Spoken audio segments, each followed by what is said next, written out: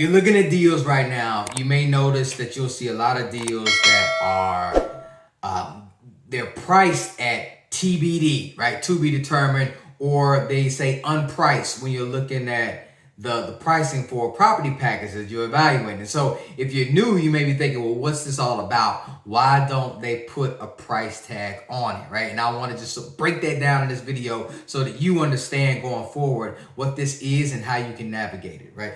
You will see that properties are coming out with a TBD non-marketed price, and that is to drive up price to the maximum amount.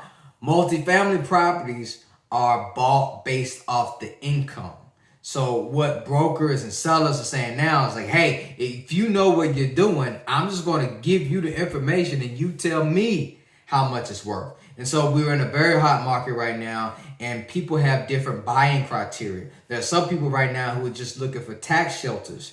So they may have a different buying criteria than someone else, and they may pay a lot more money. And brokers and sellers don't want to cut that person off or make it more competitive for them by saying what the price tag is.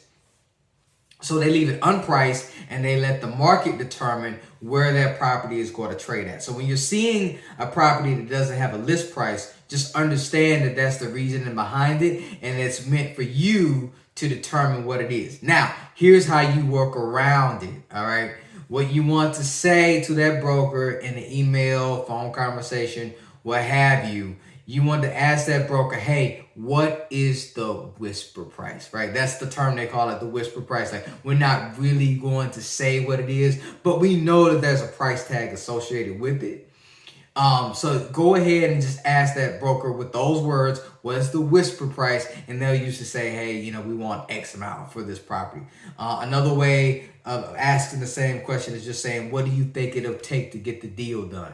So you can use either one of those questions to a broker and they'll give you a price, but it lets them know that you've looked at the materials, and it lets them know that you're serious about buying because you got back to them with the price, or of wanting to know what the price was for you. Some people, they'll look at properties and they'll never ask the broker or engage with them. And so maybe brokers are doing it just to see who's serious about the deal and who's not.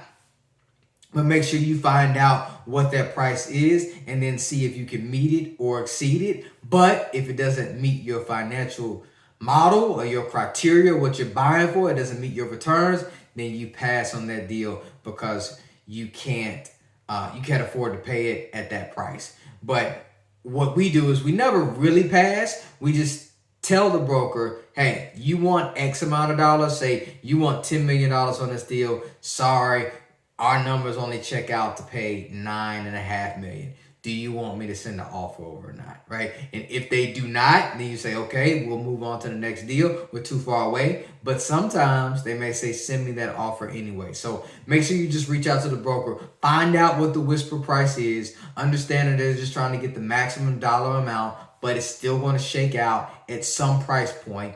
Find out what their price point is, and then submit your best offer and see if it works. So hopefully you found that helpful, and it clarifies you when you see that TBD on offering packages going forward. Hopefully you found this helpful, and I will see you in the next video. Take care.